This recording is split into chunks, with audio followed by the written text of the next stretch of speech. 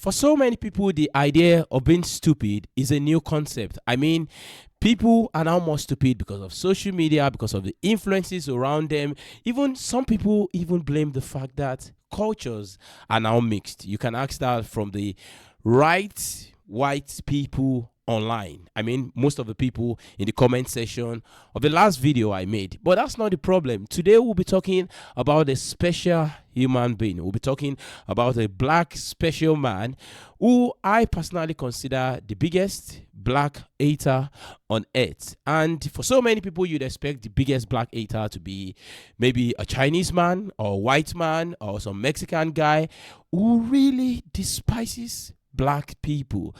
But then you'll be shocked what you see on the internet. Today I'll be introducing you guys to Jesse Lee Peterson, a pastor in America who I've actually known for a very long time. And recently, this guy keeps showing up on my FYP on YouTube. And I'm surprised. I'm like, why are they suddenly bringing this guy back? Of course, I used to think I didn't like this guy and I didn't used to like what he says. But then things he's been saying recently is actually quite outrageous. So welcome to the world of Jesse Lee Peterson. And I'm sorry for guys who's never seen this guy before or who's never heard of him. I'm sorry I'll be introducing him to you today. And I hope you can forgive me. What's different about the white man than you? Oh, let's see. He stole everything he has. He got 246 What has years. he stolen from today? Oh, he stole our culture. He stole our language. He stole our heritage. He stole our labor. He murdered and slaughtered our children, our babies, our women, our men. What's they your created language? a patent office. What's your language that they stole? The different African dialects they stole. We didn't come here speaking English. But you stole came off the ship speaking black stuff. I mean, that statement itself is self-explanatory of the kind of human we're dealing with in this video.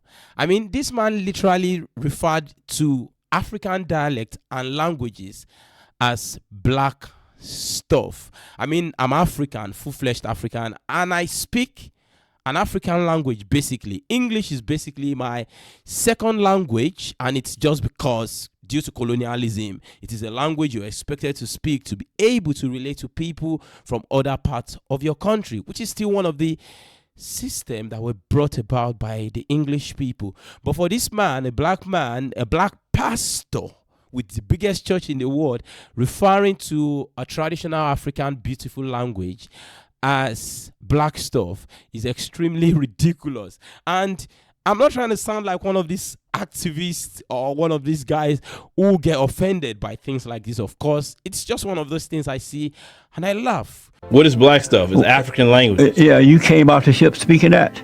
My ancestors did. What's preventing you from speaking it now? All you do, learn it and speak it. No one cares. What's preventing me from speaking it now? Because number one, we lived in a colonized society. We speak a colonized language. And so unfortunately, we have to teach our children English. You know, why is it that black men such as yourself don't feel embarrassed publicly complaining about white men and how they hold you back? And you got all these excuses. Normal men don't have excuses.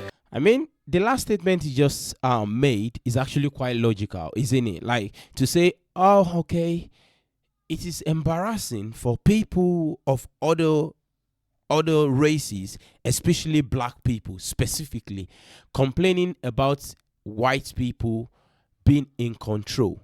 I think that's sort of logical, but also if you see it, if you think about it very well, it's actually also very stupid. I'm sorry to say that because as an African, you're not meant to say that about an elderly person, but it's actually very, very stupid. A very stupid thing to say about black people complaining. Let's give a little bit of throwback into this whole story. I mean, black slavery lasted for 400 years, 400 good years. And when you talk about 400 years, so many people think that's 4 generations. Nah, it's not 4 generations. A generation is basically 30 years. So in 30 years, you expect a child to have a child and a child to have a child. So if you're talking over 400 years, you'd have more than, let's say, 13 generations minimum, at least 13 generations in a 400-year cycle. So what happens during this 13th generation? The The people came out as slaves from the ships. Probably, let's say they are West Africans, they are Yoruba by tribe. They speak the language, of course. Then it gets to their children. Maybe they try their best to let their children understand it, but this wouldn't really happen logically in a slavery society where the slave master expects them to speak English. Definitely. If you keep the cycle continue, by the time it gets to the 13th generation, they are basically Westerners. They have no relationship with the African ancestry or the African tribe except for their genetic makeup. Do you agree or disagree with the George Floyd Policing and Accountability Act? I totally disagree because, as we all know, George Floyd was a black, unemployed drug addict with a criminal record. I mean, looking at this statement still goes to show that for everyone who puts up the mic right in front of them, something needs to be done. And I think it's an IQ test to know the minimum IQ allowed for people to just put a mic right in front of them and start talking. Maybe there's a chip that should be on every mic to be sure you're not spreading very nasty stuff everywhere, basically. This man was asked a very simple question. Do you agree with what was in the George Floyd stuff? And his opening statement is basically about George Floyd.